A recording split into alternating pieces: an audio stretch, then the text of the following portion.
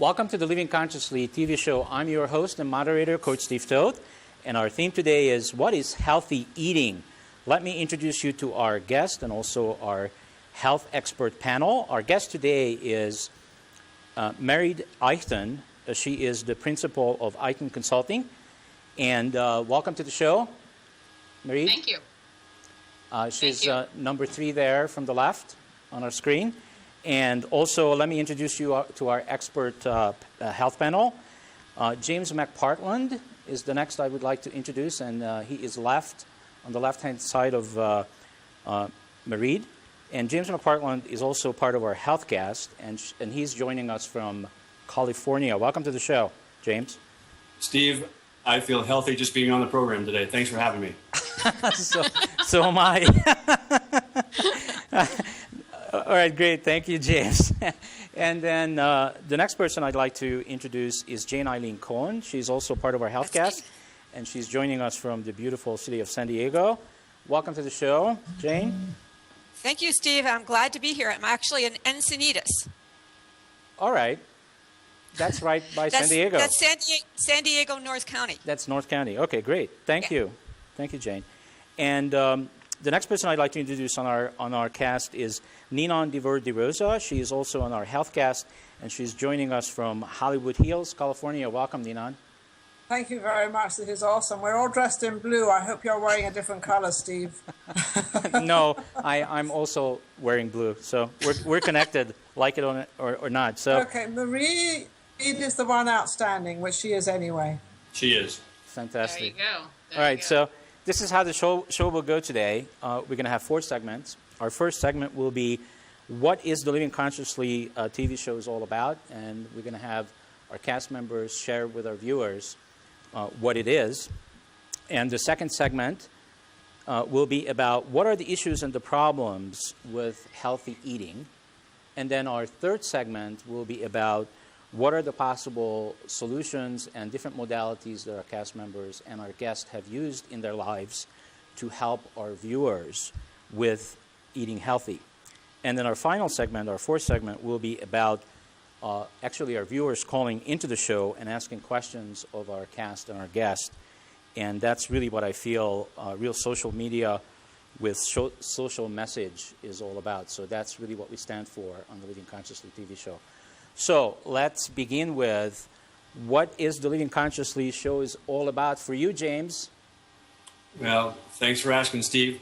For me, it's a trip to authenticity. It's a chance to come on your program, be honest, share information from, let's say, my own life lessons or life journey that I feel could perhaps make a difference for the viewers and listeners. Tonight, for a specific example, is how what they consume can have a meaningful impact on the outcomes in their life. Awesome. Thank you, James. What about you, Ninon? Well, I think it's amazing because I've been getting involved an awful lot with the younger generation, which floated off into the family unit and everybody on this obesity epidemic we're having. So I'm thoroughly interested in what we're going to be talking about today, as well as living consciously is really it's a big eye opener out there, and I think we can influence a lot of people to understand what living consciously is, and so that's where I'm at. Great, thank you. And what about you, Jane?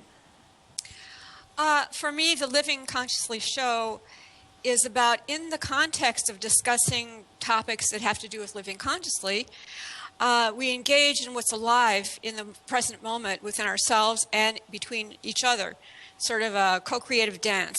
So, and this, obviously, the topic today is about eating healthy eating, which has been of great interest to me personally for a very long time. So, at least since the mid-1980s, I'd say. Fantastic. Thank you, Jane. And for me, what it is really a dream coming through for me. This is unfolding for me each and every week when we do this show. And what it's really about for me is to showing our viewers, I think probably for the first time in the media, so that people can see and feel what consciousness is. And the way we are doing that is that we take leadership in this area, which is also quite unique, and we are committed to show up on the show and be ourselves and be real, and that's really exciting for me. So we don't script the show, we don't tell anybody what to say and what not to say, so here we go. Let's begin. That was a warning to the sponsors.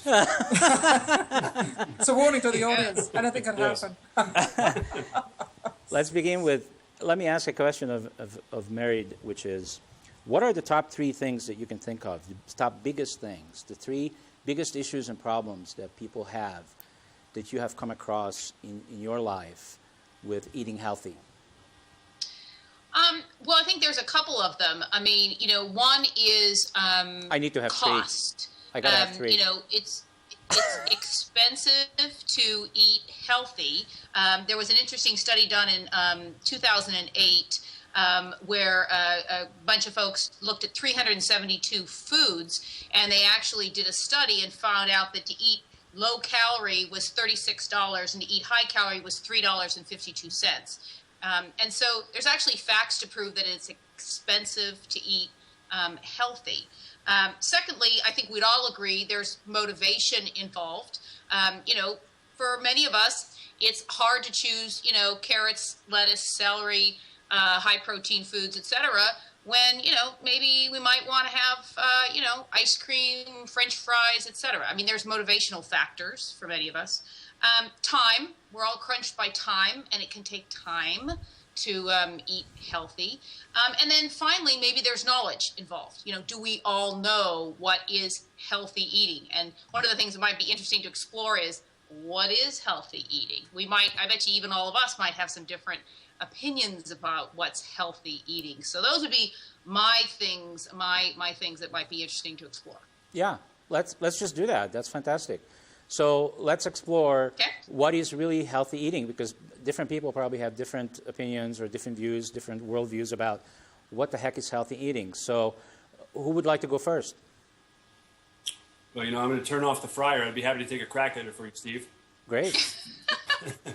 So I think it's important to recognize and to try to keep things simple.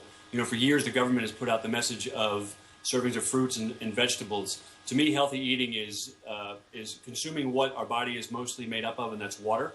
It's another way to look at it is if you're in a grocery store, which most of us are with some frequency, it's the food that's served on the perimeters of the aisles, which are fruits, vegetables, water-based foods. They're the things that are not in the center aisles, which tend to be processed foods.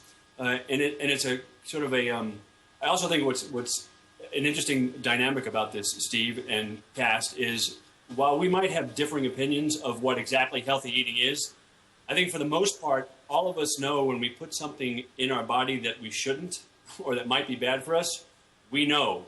I think people are smarter than they'd like to let on, even though we'd all like to have a magic bullet to eliminate the fat. Yeah. Yes, absolutely. I'd like to tag on to that. I mean, I think that we do all know, but I do think that all of our bodies are different. And that I think that many of us do have certain allergies to things or just certain things that our body process better. So I completely agree with Mac that if you shop the perimeter, I always think about it, things that come from the earth, things that are simple, things that aren't over processed, you can't really go wrong on. But there are certain of us that have certain things that work better for our bodies. Some of us have milk allergies or need gluten-free or whatever it is. But your body usually tells you. I just think that some of us, I'm guilty sometimes too, we choose not to do that. And that bowl of ice cream looked pretty good last night to me. So, I'm guilty too. This is a confession. Well, I'd like to tag on to the top 3 issues and problems and give you a fourth one. Wait, before we do that, I'd like to address the other one, the one we just almost finished. Okay, go for it. Can I? Okay. This is perhaps a more simple way of approaching it, but it's one of these simple but not easy kinds of things. To me, the real issue is, are you giving your body what is actually nourishing to it, or are you giving your body something which is compensating for something else, which is giving you a feeling of emotional nourishment or satisfaction or safety or that you're okay? It's fulfilling some kind of emotional need, which actually is how addictions sort of get started, and food is often addictive for people, especially marketing caters to addictions. I mean, it basically tries to get you addicted to certain kinds of foods. Certain kinds of foods are addictive, like salty and fatty and stuff like that. So the issue isn't as much figuring out what to eat, although that's certainly important, but why you're eating. If you're eating to actually nourish your body and give it what it needs, if you focus your attention in that direction, you're likely to figure it out. If you're using it to compensate or avoid something, then you're going to eat something probably that's not good for you. Yeah, I think what you're saying, Jane, is are we eating because we need fuel, or are we eating because of anything else? If it's anything else other than we eating because of fuel, there could be a potential issue and problem with that. So let me finish with that. I'm sorry. Go ahead. Go ahead. Go ahead. It can be more than fuel because it's not that there shouldn't be pleasure in eating, but I know now my taste in food is so much different than it used to be. I used to really love eating candy bars and donuts and all that, and pizza and that stuff like that, and it would probably make me sick now. To eat the way I used to eat. Actually, it made me sick then, but I didn't care. You didn't care. So Okay. Jane's not going to be trick-or-treating on the 31st, I take it. Okay. Okay. So let me just tag on to the top three, make it a top four. So there's an entire industry called the dieting industry, which is $1 billion industry that people spending all that money on, and I don't believe it works. Do you guys believe it works? Well, it depends whose perspective it is. It works for the diet industry from that perspective of people buy hope, right? Yeah. It's the miracle elixirs. That's the fastest growing segment. If you looked at the health industry by virtue of health club memberships, growth in health clubs, exercise equipment sales, those are the ones that tend to plateau. The Roman candles that are shot out in terms of weight loss products, fat loss pills, campaigns, grapefruit diets, those are the things that sell because people believe in that instantaneous, or want to believe in the instantaneous fix. So it's right. Successful from a marketing perspective for that business segment, but for the consumer, it's rife with frustration. So would you say, and how can we connect that then to our show, which is about living consciously? So are we then saying that the people are spending their money on diets are an indication that they're not living consciously, that they're unconsciously responding to something? But you can look at the marketing images. I think Mareed would have a pretty interesting angle on this. And Mareed, I'll tee you up from the perspective of knowing that you worked for Pepsi for a number of years, and there's a marketing machine if there ever was one. Yeah. And you also founded a company that was in the supplemental energy field of beverages, and you have some interest now in the health club game. I mean, you've been part of both sides of it. What do you see? Well, I mean, I think that,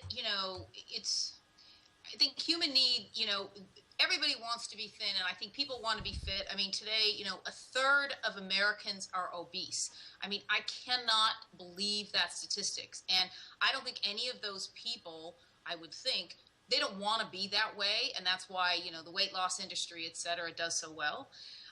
But they're bombarded every day with all these messages from not just Pepsi, but many, many companies around products that make it very difficult for them to lose weight.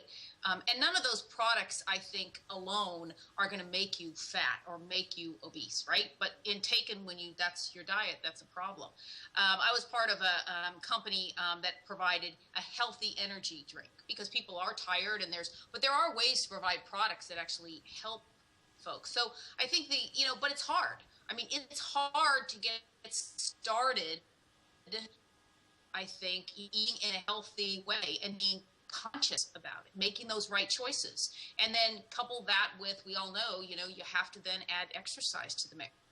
And if you don't have a heritage of that, if you don't grow up learning how to do that, to make that switch as you get older and get that discipline, especially if you have 30% of Americans that are obese, that is just a huge hill to climb.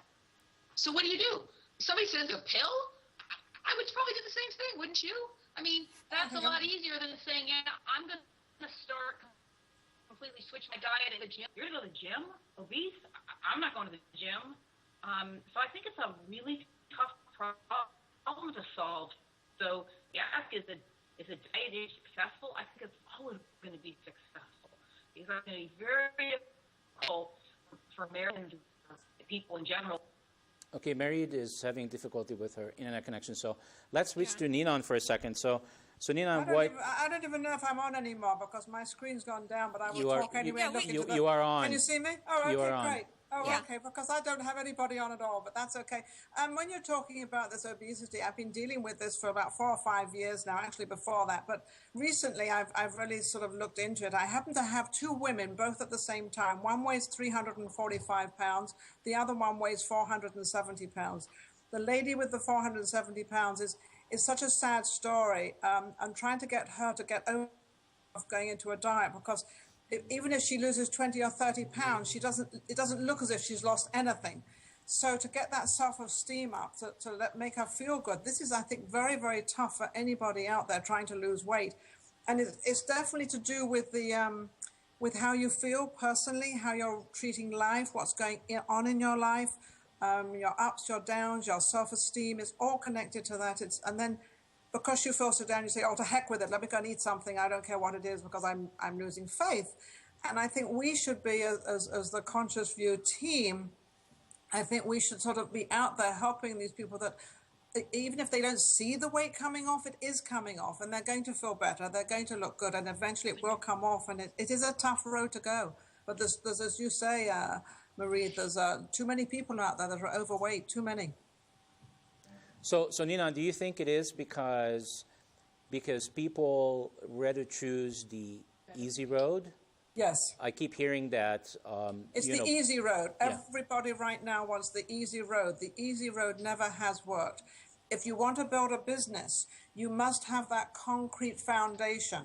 And if you don't have a concrete foundation, it'll never work. And it's the same with eating habits. When you have I think that parents, definitely parents, 100% must take care of their children as babies.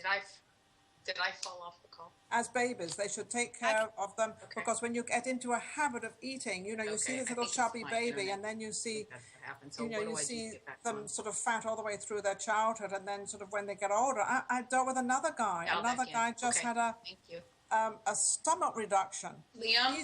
He's Liam? lost 180 pounds. Liam? Someone's talking with me. I think we're going to get Liam on the call. I'm going to continue. But anyway, so this guy They want me to dial back in, and I don't know how to do that. He could not do Sorry, his. sweetheart. He could not How do do I dial back into this call? without. You don't have to dial back in. Hang on, Nina. We're having a real reality show today, more real than any other times. So We can hear you, my grade. Oh, sorry. Marie, you're already connected. All we need you to do is turn your cam back on, please. Okay. Okay? Thank you.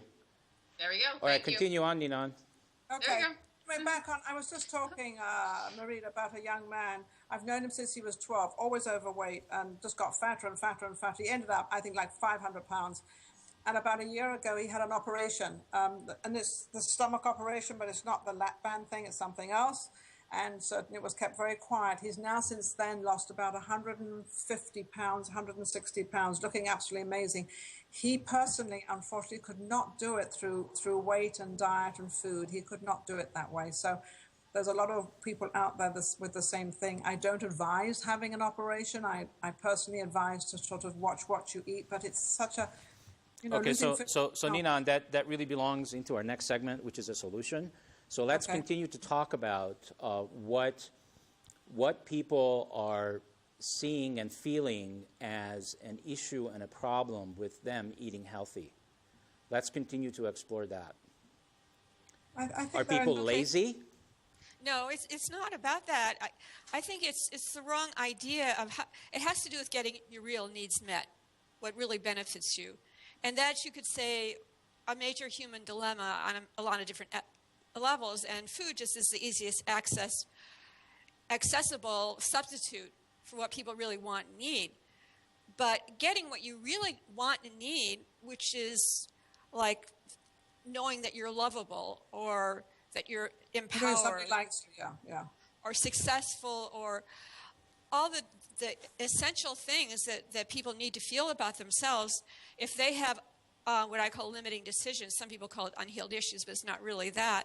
If they have some kind of distortion, if they made it, in other words, if they made a decision at a very small, a limiting decision on an unconscious level, which most of us make many of them, such as I'm no good, or I'm not lovable, or I'm not smart, or I'm bad, or whatever. it blocks them from receiving the real thing into their lives, and then they go for substitutes. And so people's idea now, because we're sort of empowered, you could say, is to get really, really, really good at getting the substitutes. And the marketing and people who deal with selling products and stuff are often catering to fulfilling these substitutes.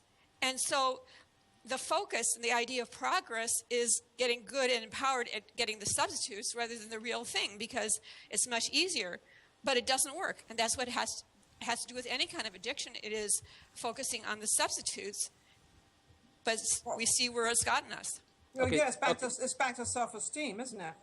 Okay, so are you saying that for a lot of people, especially for the obese people that that Marie has talked about earlier, has eating then for them become an addiction? And if it's absolutely. And if it's an addiction, then is that connected to is the problem and the issue? Is it that perhaps they're not loving themselves, and in a way they may be punishing themselves? They're giving up. They've actually given up. They've given up on themselves, and they don't really care. Well, Being very I'm blatant going to out argue there. a little bit with you guys. okay, good. I think that, so I think that actually is, I don't disagree with you. I think that for some people, but, I want to argue for kids, right? I mean, so let's start out with kids that start out in environments where they're never taught healthy eating. They're not in an environment where parents are giving them the right food, right? So if you start out where you're, eating McDonald's, where you're eating the wrong kind of food all the time, and you become obese as a child, how do you know what to do? And maybe as an adult, you finally figure out what to do, but now you're obese, and now you're trying to dig yourself out, right? And, as you mentioned, Nina, I mean, you've got these extreme options to get, these surgical options, which aren't even available to everyone, right? I think for those people, they probably do end up in a place where they don't love themselves.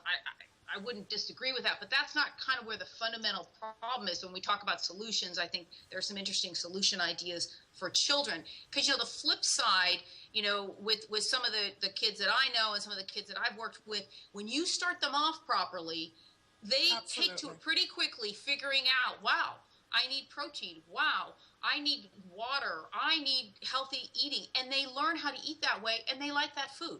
I don't believe kids naturally like McDonald's over healthy food. I think you can teach them at young ages. Yeah. Then I think you get into the cost thing, which is another problem. And I think cost is a reality in our economy today, that it's expensive to eat healthy. Can I just ask you something about this thing you said about it's expensive to eat healthy? But the problem is eating not healthy is addictive, so you have to eat much more of it. So wouldn't that balance out the cost? Well, I thought so too, and I actually did some studies, because I've argued all the time that it's not more expensive to eat healthy. And I actually did some research, and again, according to some of the research I've seen, it actually is more expensive, significantly more expensive per calorie to eat healthfully. And again, that's just the research that I've done to date. So unfortunately, that's what the research is saying. Well, that's probably that's the reason why they've got all these these fast food places on the corner that are much cheaper, fills everybody up, and that's how they get fat. But getting back to you, Marie, when you said about starting at a young age, yes, this is definitely a family problem, and it's definitely to do with the parents or whomever the children are in custody of how you bring those children up as to how they eat. Children are taught until they're 18. We teach them. So at a very young age, when we teach them to eat the correct way, they have no idea what calories are. They don't go into a supermarket and read what's going on and what calories they have. They can't even read, the poor souls. And so it's up to us to help them. And I think with these overweight people, it's also up to us as people of the world to help these other people that are overweight and obese. Yeah, and I agree and also disagree with you. So I agree with you for everything that you said. The part that I disagree with is that a little part, which is that it's just we're not talking little. We're it's talking just big. the parents' problem. No, it's not just the parents' problem. Because check this out. Okay, so the schools are also part of the problem because what they have in there is fast food. Yes, but it's the parents that are putting the food in the schools. It's the adult that's putting the food in the schools. That's a parent of some sort somewhere down the line. Well, it's our public school system, which is part of the government. Yeah. It's Hey, not run. Steve- The schools are Steve, not what if- run by the parents. It's run by the government. No, but the parents can have a say in it, and I think if more parents had a say in what food was being put into the schools, I think there would be a big change around. Absolutely. So, Steve, we- let me take Go a ahead. different tack on this. So, suppose the viewers and listeners say, well, listen, that might be fine for the future and future generations. I'm sitting here on the program today. What do I do? Right? I think that that's probably a fair consideration. So, I think personal responsibility is an important theme of the Absolutely. show here. Yes. And, Yes. and Absolutely. and your question was, Steve, are people being conscious? I think that we're probably not deliberate in the time we take for meals because it's consumed. It takes a lot of time. I can do it on the fly. The things I have to be deliberate about, I've got to take care of my children. I've got to take care of work. I've got to take care of carpool. Those things become non-negotiable. I think the onus is on us to try to help people look at life a bit differently. Diet for the sense of diet is painful. Who wants to do it? Nobody wants to do it. I think if you come back and we educate people on what I call it, if you had your own, let's call it know your numbers. If there was a way that we could, and I believe we can, give people some key indicators of how to look at their own life, whether that's their own blood pressure, cholesterol, their body weight, their body fat, maybe their blood, to say, listen, here's a couple of numbers that you ought to have access to that you can do yourself. You can go to the drugstore, you can go to your doc, you can do it yourself in a non-invasive way, non-embarrassing way. You'd look at the statistics or the data you got, what it takes to be healthy, and you'd have what I call a strong enough why as to why you're going to eat healthy, because now I can see that I'm making some changes in my health, in the chemistry of my body, and why it makes sense for me to be deliberate to do this. To lose weight, I don't know. My grandfather lived to 90 and he was 100 pounds overweight. It's the same argument of people smoking cigarettes. I think we have the opportunity to educate people on some ways to look at themselves, look at their health, and make more deliberate choices. And say, for example, how many calories should a person consume a day? I think for the most part, we're probably all eating too much, therefore spending too much money. So, Steve, I think on this program, we can provide sort of templates for people on how to look at their life and make a difference today. Absolutely, absolutely. Well, I have an obesity hotline website, and on that I have a Body by Vi stylist. I shouldn't be advertising, but I am. And anyway, on this, I had a woman call me up, Suzanne, and she's, as I said before, she weighs 345 pounds. She called me not this Saturday, but last Saturday, and she was so excited. She lost 5 pounds on going onto this diet, but it wasn't what she was doing, is how she was feeling that makes her want to do the next 5 pounds and the next 5 pounds, because she felt good about herself, and she really, and I think when she gets people behind her, like I call her to make sure she's okay and are you still losing weight? And I think, as you said, James, that if we as a group of people out there to encourage people to help them lose weight, to understand their dilemma. I don't believe anybody wants to be fat and overweight. I really don't think so. I think everybody wants to be healthy, and I think it's up to us to try to help them do that. As a team, we should help them do that. And small victories. I mean, we are a fast food nation. Things have to happen tomorrow. It took today. It takes somebody 20, 30, or 40 years to get into the body they're in, and then they want to lose it in a week and become disappointed, and that's what has the diet industry flourish. If we could say, listen, it's taken you a long time. This is a journey. If you get 1 pound this week, celebrate. Download some music. Buy yourself some walking shoes. Call a friend. Get a massage. That's a victory. It's a step in the right direction, sort of changing the goalpost of how people view success. And not to go out and have an ice cream, or not to go out and give yourself a gift of more food. You're going to give yourself a gift of something else, maybe, a pair of earrings because you feel good, or something, something to make yourself feel good. Well, I think. Okay, so Reed pointed to. Let me just close on this. I also think people can have the occasional ice cream and occasional pizza. You have to live life, right? But yes. but in quantities that are reasonable. Yes. Sorry, go ahead. Okay, so I'd like to focus all of you just on something else, which is, because I'm listening to you, and what I'm hearing is, little solutions, just treating the symptoms. In all of these conversations that we've been having so far in the show, I believe that there is an underlying core for everybody out there, which has to do with knowing who they are, and do they love who they are? Because if they don't know who they are, and if they don't love themselves, we can sit here until the cows come home or the cows come into the studio. It won't make a difference. Okay, well, I can answer that for you. I got this young guy since I've known since he's 12 years old. He's now 27, 28, whatever. And he got up to 500 pounds. He had this operation, whatever one it was, and he's now lost 150 pounds, 55, whatever. If to see this guy when he was 500 pounds and to see him now, not just verbally looking, not just looking at him, but to see his whole persona, how he is so excited, he is so happy because he's lost this weight. He feels so good about himself. And I think that's the outcome of him. And he's a great example for anybody out that's overweight. But he did go through it. And each week he was feeling great because he was losing 5 pounds. He was losing 10 pounds. Then he didn't lose any weight, but he didn't give up. He kept going and going and going. And there is some definitely some fulfillment out there. But it has to be encouraged, I think, definitely by the people you're around and who you surround yourself with to give that uplift, to give that beautiful feeling that, yes, I feel great because I'm thin now and I can sit in a meeting and I feel good. I think there are a number of different core reasons why people overeat. It can be a lack of loving oneself, and as I said before, that's a limiting decision made at a very young age. Limiting decisions are usually made before the age of 6 or 7, sometimes in adolescence. It could be having to do with repressed anger.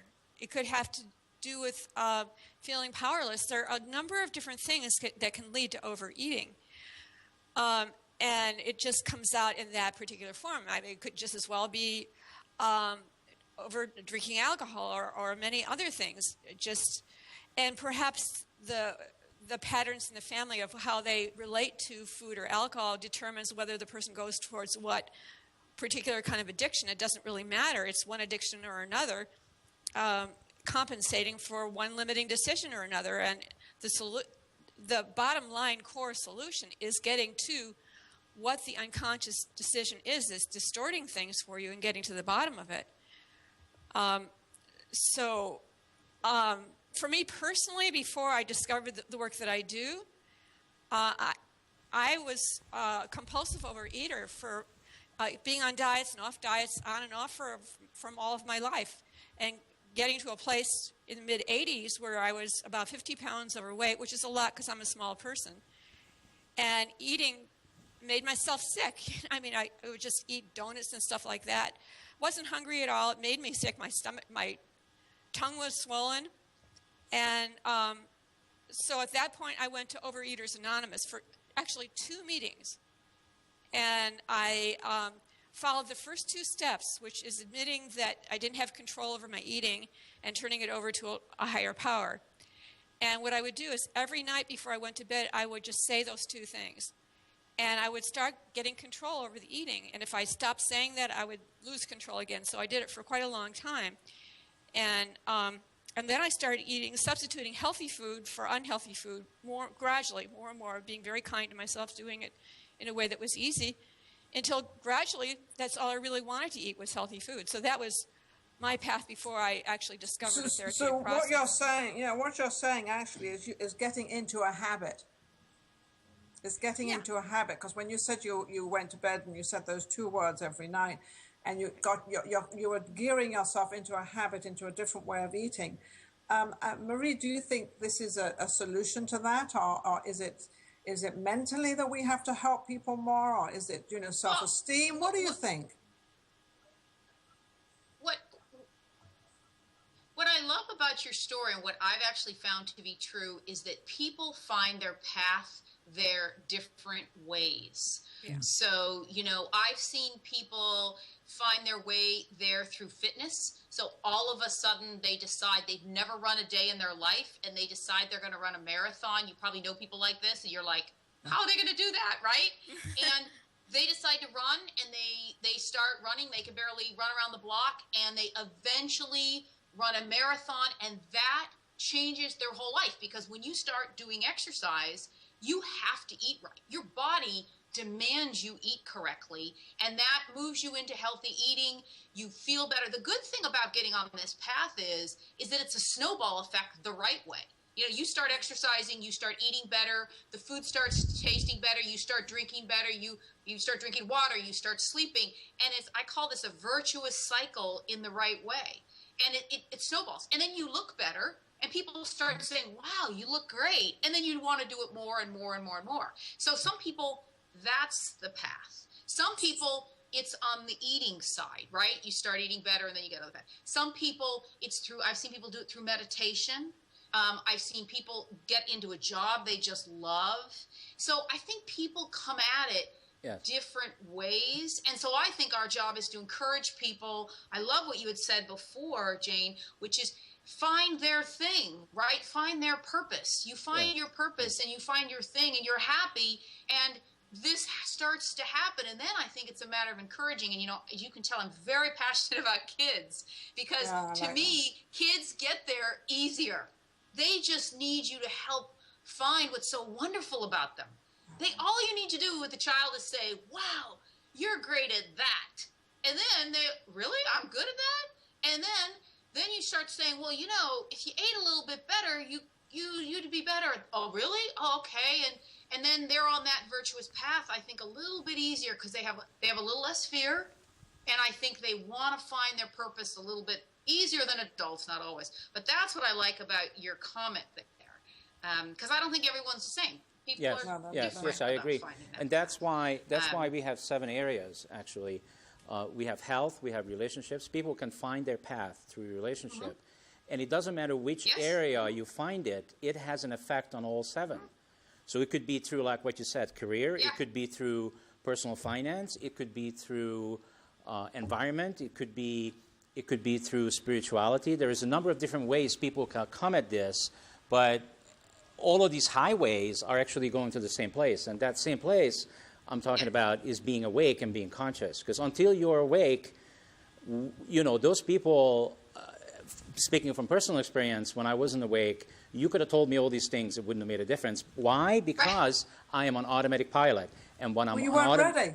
And when I'm on automatic pilot, I'm listening to the commercials. I'm listening to all that stuff that's being fed to me, and I'm just reacting to life. I am not creating my life. I'm reacting to what's coming at me.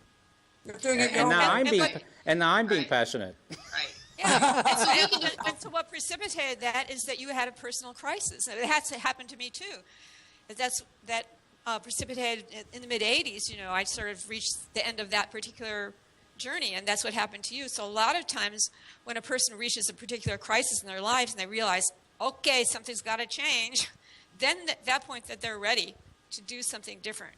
I also think it's a little bit to do with hormones, because you've got some people that eat and eat and eat and eat anything and they stay skinny. Then you've got the other ones that gain weight. So it's a little bit to do with hormones. I guess to get that tested to see what your hormone level is, or how you can know which direction you should go in that. Because I know I come from a family that are very slender. I eat a lot, but obviously I don't overeat, because when you get older, you have to be careful. But at the same time, we're all very slender. We all ate and did. So I think it's a lot to do with the where you come from as well. Okay, so and I think, go ahead. Before you continue, we're coming into our segment for calls.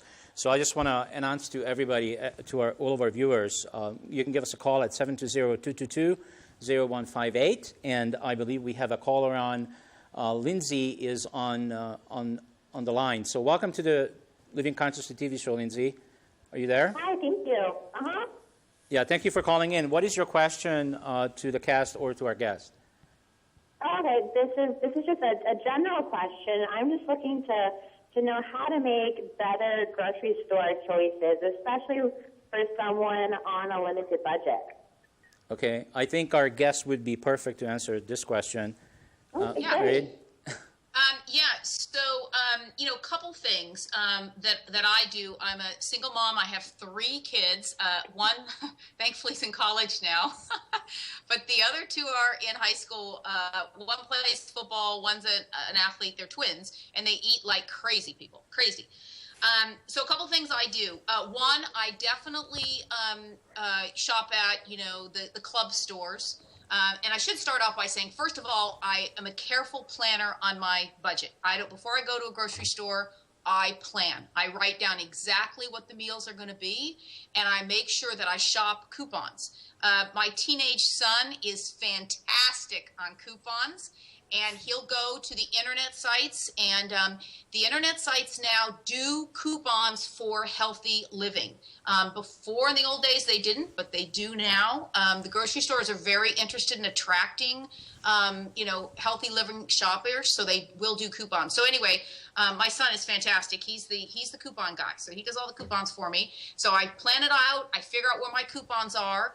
I'll do one run to a club store, usually once a month, and then I will do my grocery shopping, of course. I shop the perimeter, as Max says, first. I don't even go to certain aisles. My kids are pretty good because they know that, there's certain food we just will not buy, ever. It doesn't even come in the house, and that way we're not tempted. The other thing I like to do is farmers markets. We have I live in California, obviously a little bit easier, but even if you're in the Midwest or wherever, farmers markets are a great place to get really fantastic produce and fruit at a really reasonable price. And I really like to do that. And I found, again, teaching your kids at a young age about different fruits and vegetables, they grow up thinking that's just what you eat. And it's also good because it gives a lot of variety. And if you buy in season, it's less expensive. So we buy the fruits and vegetables that are in season, and when they go out of season, we don't buy it anymore. And so it actually makes it pretty fun. And now I'm teaching them how to cook. So that it also makes it, that's not really a cost strategy, but it is in effect because it helps them sort of understand the cost of food. And then they don't ask for things that they know that's not really in the budget. Is that true, Marie? There's sort of nothing white, which means, bread, cakes, and all that stuff. Does that help with the weight, or is that just a fallacy? I'm not a big white person. We use brown rice, whole wheat bread. That isn't to say that occasionally, we do have ice cream here. I have my one son actually is trying to put on weight. He's one of those people, right? He's playing football. He's trying to put on some pounds. So ice cream every night for him. Lucky kid. Basically we're not eating a lot of, again, it's all about processed foods to me. Yeah. What I do think about color is multicolored vegetables, right? I mean, the more red, yellow, green, multicolored vegetables, and that is something I think about and I've taught the kids because occasionally they will shop. And I think it's a great experience for a kid to be at the grocery store and shopping. And I always tell them multicolored fruits and vegetables, the more color on your plate, the better we're doing. I think it's fascinating, and I think our audience would like to know, exactly what Marie said just now about shopping and buying the right foods. And some people often think, well, what's the difference between having wheat rice or wheat bread or wheat instead of, white bread and white rice? So I think people are more, they're interested in what is the difference of that. We assume everybody knows, but I think if we can give them, if anybody has any more ideas of how we can help people sort of, to go through their grocery list each day. Okay. So where were we? Well, I was talking about, getting a list of what people can buy out there, because I think it's interesting. I think Marie could sort of, as she was saying before, what to buy for people out there to help them, to help our audience. Yeah, how do you feel about, people a lot of times ask me, if I eat, people have confusion about how many times they should eat a day. Is that really an issue? Is that something we can provide some assistance with? Yeah, that's a really good question. Do you want to go ahead and answer? I'm sorry. No, I was just going to say that there really isn't an answer to that because it varies per person. Some people do better eating more times a day, small amounts, more times a day. Some people just stick to their meals. That doesn't really matter. It's always why you're eating. It's not how or what you eat. Well, it's important what you eat because that, like I steer away from things that are addictive to me. That way I'm eating what actually satisfies my hunger. If you eat something that's addictive, you don't know if you're hungry or not. So that's, yeah. That's very interesting. You don't know if you're hungry or not if you eat something that you really, really like. Is that because you keep eating it and eating it and eating it until it's all gone? It sort of overrides the natural feedback system, like things that are very oily or salty or sweet, your body then becomes, it craves it. It's an addiction, just like alcohol. You don't drink lots and lots of alcohol because you really need whatever it is in alcohol. It's like any kind of drug. It's the same thing with eating. If you eat like potato chips or things that are addictive, you can't eat just one. It doesn't matter if you're hungry or not. You just want more and you want more and you want more. And so for me, if I eat addictive food, then I don't know when I'm full. Steve, can I suggest something here? Because we want to give maybe the viewers and listeners things to test, right, and find out what works for them. Yeah, great. Can you hold that thought, and let's take another call from Jared. Hi, Jared. Are you there? Yeah, I'm here. How are you guys doing? Yeah, thank you for calling the Living Consciously TV show. Do you have a question for a cast or a guest? Yeah, the question I have, I kind of want to maybe have somebody say a little more scientific side of things. Sugar and sugar seems to me to be a lot like, when your body, when you eat it, and it seems to be like most of those addictions are usually on the molecular level. Could someone speak to the more scientific side of why you might be addicted to something, based on what it breaks down to? Okay. Who would you like to take? Who is anybody on the cast that would like to take that, or a guest? Well, I don't know much about what he's saying. I mean, addiction is an addiction, whatever it may be. But I do know that all these soda drinks and everything that you actually, and I don't know whether you drink it for the thirst or you drink it for the sugar, but there is definitely half a cup of sugar in most of those drinks. So that's giving you the strength, giving you the power. It's sort of like when somebody feels they're a little bit down, they turn around and say, give me a candy, I'll fall back up again. Well, do they have a problem?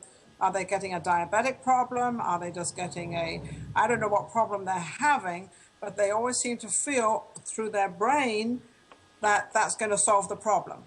Yeah. Well, getting back to Jared, maybe it would help, Jared, if you said why you want to know that. I don't know that any of us have the scientific background, but why is that of interest to you? Oh, I was just wondering, really when it comes down to it, I think that the scientific aspect helps me wrap my head around it a little bit more than just, the psycho-spiritual aspect of things. If I can concretely kind of get the scientific side of things, it helps me rationalize what I'm doing. Yeah, I understand. So maybe you can answer the question, Gerald, because you know it. We don't. I think it takes a Let us know. nutritionist or probably a scientist to answer But I that can question. tell you what is interesting. Oh, okay. What is interesting, Jared? Go ahead. Go I ahead. apologize. What is? Marie, go. I'll just say what I have to say, and then Oh, sorry. it's not that much. The only thing that I know is that certain things release chemicals like endorphins and stuff like that. So that gives you a sense of satisfaction. That's a chemical thing. I don't really know the science of how it works, but it relates to addiction. There's certain things that do set off, and you can tell inside of yourself whether that's being released or not. So go ahead. Maria, I'm sorry. Marie. So, I'm not an expert. What I can tell you from my own personal experience is I suffered from migraine headaches for 15 years, very seriously. And I tried all sorts of things, including drugs and the like. And it was suggested to me, I read a book by a doctor who also suffered from migraines, to cease sugar, processed sugar, would not include fruits and vegetables and the like, but and I did so. And there was a whole scientific explanation for that, basically that in layman's term, that when you took in sugar, it basically it caused adrenaline to go to your brain, and that would cause the migraines. Well, sure enough, I dropped sugar and then did a few other things, worked on my sleep, etc. And sure enough, it substantially improved my headaches. I got rid of my headaches basically after 15 years. So that said to me that, wow, sugar for at least me was actually a big problem. And so, clearly there's a big role of sugar with diabetics, and there's, diabetes is just exploding in this country as people get more obese. I certainly know that. So there is lots of evidence that sugar is an issue for people. This is, again, we're talking about, processed sugar here. So that's my own experience. I know that little bit of science as it has impacted me. And so, I'm a big fan of very limited sugar in the diet because it really has made a big difference for my health. So that's helpful at all. Awesome. Thank you very much, Mary. So thank you for the call, Jared. And let's continue with maybe getting back to Mr. J. Mac. You rang. You had a thought. It does happen. I was actually in the other room pretending I was Greg trying to get you on the phone. Okay. It's my stage name. Great. Thanks. So I think maybe we can give some of the viewers and listeners some things to try, right? Just test a few things differently to put some tools in the toolbox. Great. Two things come to mind because you asked about how many times you eat a day.